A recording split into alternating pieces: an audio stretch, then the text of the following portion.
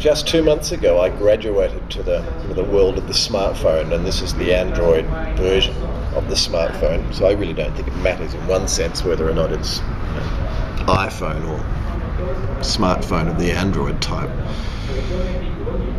But once you have one of these things, as Stephen Ridgway said, you have your social network in your hand to a very scary degree.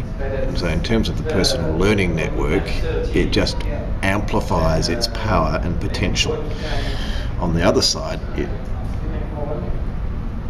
shows you very easily how you could be obsessed. You could be so hooked into everything that everybody you know is doing that you would never have time to look out the window here and enjoy this street corner that we're on. So it's got this ability to show you content, and you can create and respond to that content in a way that's, well, it's an interactive device. I mean, it's the phone function is very secondary, and some of this is probably really obvious to people who've been mucking around in this area for a while, but it takes, and it's one of my old arguments about technology, don't let the technology drive. That's a stupid statement, because unless you've got the technology in your hand, you have no idea what it can do and what you can do with it.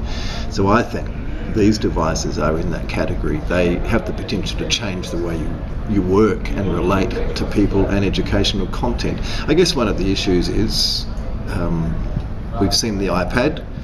Is the iPad going to be the version of this kind of device where it's obviously easier to read and punch stuff into? Or is the portability of this stuff or these things going to be the factor?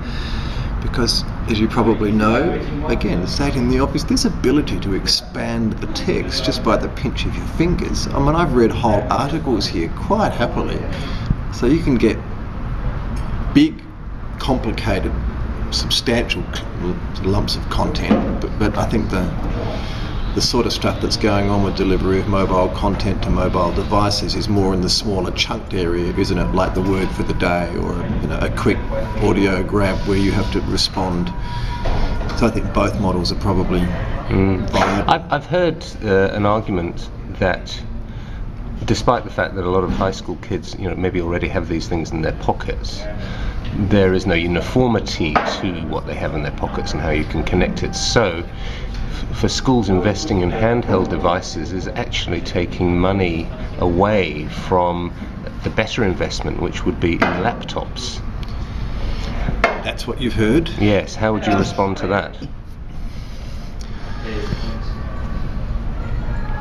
I know a number of lecturers who've given up trying to communicate with students in any other way than this, because the only thing they respond to is content that arrives on their mobile device. Now, that's not an argument for or against anything, except that's the reality of the situation right now.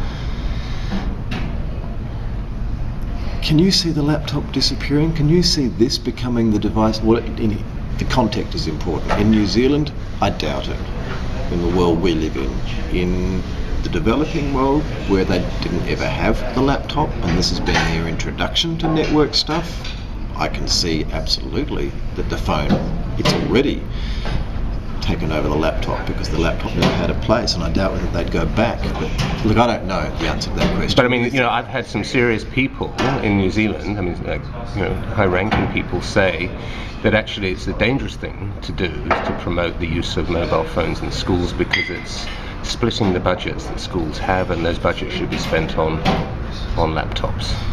Oh, well, I guess if you had to make a choice, you have the privilege to make that choice, but I think you'd be foolish to marginalise these things, which brings us to the whole question of, how important is it in a school setting, in any educational setting, when you've got people using technology in their daily life almost like breathing, and when you come into school all that stuff's turned off, or it's not, you don't breathe that air at school. And I just think that's really fraught with risk, which is a really interesting point, isn't it? Because there's an assumption, and if I'm going on, just to stop, but I'm away. No, go away. Go on. There's an assumption that's probably accepted by you and I that it's the right thing to have the technology that has been used in your daily life outside of education used in the classroom. And no one, I don't think, has really ever explored why. It's just an assumption that's a good thing. And the opposite side of that same argument is that if you have a classroom that doesn't have the latest technology, then you're irrelevant. That the kids aren't interested, they're not engaged. Well, maybe. I think at the initial level that's probably true, but I'm a bit old school. I think there are things about the way that you and I were educated that are actually very valuable. So I think there's a place in schools for minimal technology sometimes, maybe going into things in depth instead of multitasking and practicing the research skills of being able to call in information from a million different people in different places. I think, like most things in life, it's use everything that's of value. So I don't think it's automatically the case that just because a technology is used in daily life that it should be used in the classroom. But I'd also say if you, as a matter of policy, ban mobiles from the classroom, well, I think Stephen Downes said on the first FLNW trip when we arrived at a hotel that had no internet, he said it's like cutting off our heads. You're going to cut off the heads of the kids as they come into school, because that's what it's like.